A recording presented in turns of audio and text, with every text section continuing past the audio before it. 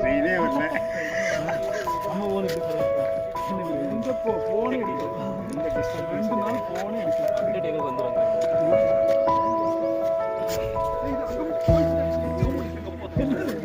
அவருக்கு சாட்டையை கொடுத்து, ஆண்டவரே இங்கே காசுக்காரர்களும் புறாவுக்கிறவர்கள் இருக்கிறார்கள், ஆண்டவரே அவர்களை வெளியே அனுப்பிவிடும் என்று சொல்லுவார். பலிபீடம் சற்பெண்டப்பட வேண்டியது அவசியமாக இருக்கிறது. அல்லேலூயா. இன்றைக்கு நம்முடைய சற்பெண்டப்பட வேண்டிய பலிபீடம் இதெல்லாம் செய்யாம நம்ம என்னதான் இருந்தாலும் நம்முடைய ஜெபம் பாகால் தீர்க்கதரிசிகளை போலவே காலையிலிருந்து சாயங்காலம் வரைக்கும் ஆடுகிறவர்களாக மாறுவார்கள் இல்லையா? முதல்ல பலிபீடம் செலுத்தப்படணும். அதுக்குதான் எலியா அதிகமான நேரத்தை கொடுத்தார். இன்னைக்கு நம்ம ஆண்டவரே எங்கள் பலிபீடங்கள் சரிப்படுத்தப்படட்டும், ஆண்டவரே சரிப்படுத்தப்படட்டும். ஆபிரகாம் நீங்க போய் கேட்டாங்க, நீங்க உங்க இடத்துல 3 மணி நேரம் கொடுத்தா, ஒரு மரத்தை வெட்டுவதற்கு 3 மணி நேரம் கொடுத்தா என்ன செய்வீங்கன்னு கேட்டாங்க. அதான் ஒரு மரத்தை வெட்டுறதுக்கு 3 மணி நேரம் கொடுத்தா என்ன செய்வீங்க? ஆபிரகாம் லிங்கன் சொன்னாரு, முதல் 2 மணி நேரங்கள் அந்த கோடாரியை தீர்த்த பயன்படுத்துவேன், மீதி உள்ள 1 மணி நேரமே நான் மரத்தை. சொல்லுங்க, நீ எருசலேமில் தேவனுக்கு பிரியமானதை செய்யறது ஈஸி. சர்ச்சுக்குள்ள வந்து தேவனுக்கு பிரியமானதை செய்யறது, ஆனா நீ பாபிலோன்ல போய் ஆண்டவருக்கு பிரியம் செய்யறதியா, அதான் கஷ்டம்.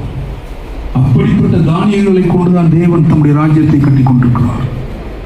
யோசேப்பே, நீ எதிர்த்து தேவனுடைய சித்தத்தை செய்யறதா பெரிய விஷயம். யோசேப்பே, ஆவிக்குரிய வாழே இல்லாத இடத்துல கர்த்தருக்கு பயந்து பொல்லாப்புக்கு விலகுகிறவனை போல விலகுன்னு சொல்றது அவன்தான் சாட்சி. சாட்சி திருமணத்திலே 2வது காற்று ரீப்பெண்ட் ஆன்சர். அவன் என்ன செய்யானா,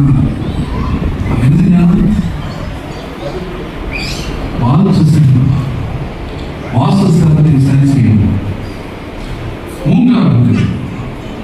3வது புத்தகம் 18ஆம் அதிகாரத்திலேயே இந்த காரியங்கள் எனக்கு நான் புரிந்து கொண்டது. சரிதானா? இதுல நிறைய காரியங்கள் இருக்கலாம். தனிப்பட்ட விதத்தில் நான் கற்றுக்கொண்டதை நான் உங்களோட பகிர்ந்து கொள்கிறேன். எந்த ஈவு இறக்கமின்றி நான் கல்லறிகிறேன் ஆண்டவரே, எந்த ஈவு இறக்கமின்றி நான் கல்லறிகிறேன் ஆண்டவரே, அந்த உறவு எனக்கு வேண்டாம் ஆண்டவரே. 2 நினைவுனாலே குந்தி குந்தி நடக்கவே விரும்பல ஆண்டவரே. எல்லாரும் சொல்லுங்க, ஆண்டவரே என் இதய சிம்மாசனத்துல நீங்க மட்டும்தான்ப்பா, இதய சிம்மாசனத்துல நீங்க மட்டும்தான் ஆண்டவரே, வேற யாரும் இல்லப்பா, உமக்கு தான்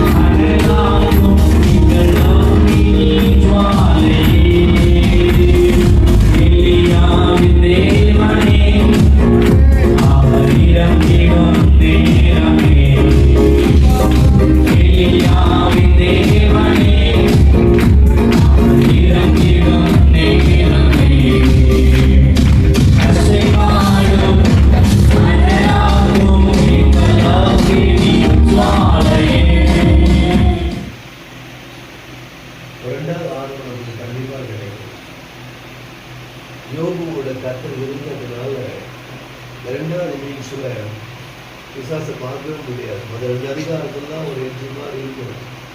இறுதி வர கர்த்தர் கூட இருந்ததையும் இறுதியான முடிவில் தேவன் மகிமைப்பட்டதையும் யோகி உயர்த்தப்பட்டதையும் நம்ம பார்க்கணும். இவையெல்லாம் கிறிஸ்டான்களாக எழுதப்பட்டது நம்ம வாழ்க்கையை தேவனுக்காக வாழ்வதற்கும் தேவனுக்காக அர்ப்பணிப்பதற்காக தான். அதில் எந்த நிலையிலும் கர்த்தரால் நம்ம உயர்த்த முடியும். எந்த ஆழத்துக்கு போனாலும் அவரால் தூக்கி எடுக்க முடியாத ஆழத்துக்கு எவராலும் போக முடியாது. ஒருவேளை நம்மால் மீண்டு வர முடியாத ஆழத்துக்குள்ள நாம போகலாம், ஆனால் அவரால் மீட்டெடுக்க முடியாத ஆழத்துக்குள்ள எவராலும் போக முடியாது. அவ்வளோ நல்ல தெய்வம் நம்முடைய வாழ்க்கையில் முன்னோடு நடந்து கடந்த வருடம்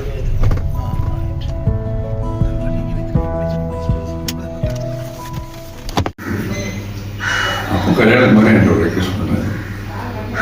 மெட்ராஸில் 1000 பாஸ்டர்ஸ் நான் நீங்கள் மட்டும்தான் ஸ்பீக்கர் காலையில் சொல்லி இப்போ எனக்கு சொன்னதை கொஞ்சம் இன்னும் விரிவாக சொல்கிறேன். நான் ஒரு மணியில் எனக்கு ஒரு இஷ்டம் இல்லை. ஒரு 30 பேர் இங்கே கொடுத்துருவாங்க. அந்த 1000ல் 30 சூஸ் பண்ணி கொண்டு வாங்க. சரிட்டு போனாங்க. அங்கே போய் பார்த்தா 40 பேர் இந்த மாதிரி ஒரு இடத்துல இருக்கிறாங்க, இளம் பாஸ்டர்ஸ். அந்த 40ல் 20-25 பேர் வந்து மெட்ராஸை சுற்றி இருக்கிறவங்க. அப்பா சொல்கிறாரு, அவங்கெல்லாம் அங்கேருந்து இங்கே வர்றதுக்கு ஒருத்தர் வந்துட்டு போயிருங்கன்னு சொல்லி சொன்னதுனால. ஆனால் அது எனக்கு நடத்திட்டு இருந்துச்சு. அந்த ப்ரோக்ராம் முடிஞ்சு எல்லாம் ஆன பிறகு இப்போ ஜிபிஎஸ் சொல்கிறாரு, நடத்துறதுன்னு நீங்கள் சொல்கிறது ரொம்ப ஸ்ட்ராங் தான். நான் முதல்ல உங்களை தனியாக எடுத்திருந்தேன்னா ஏதோ எல்லாரும் போட்ட மாதிரி உங்களே போட்டிருக்கேன். இது வந்து உலகத்தை ரீச் பண்ணி இன்னும் போயிட்டு இருக்கு. அப்போ சில காரியங்கள் வந்து நான் அப்படியே பண்ணிட்டேன். எனக்கு ஒரு புஷ் வரணும். அது புத்தக வடிவம் வருது இல்லைங்கன்னு நான் தரேன் எல்லாருக்கும் இருக்காங்க. பிரவீன்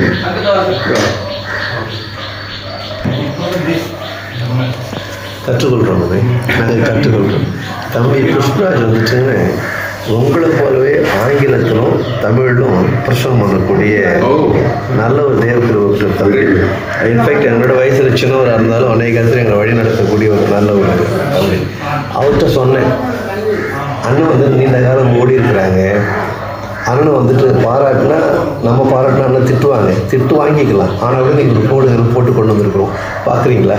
என்னது ஒரு உங்களுக்காக வந்து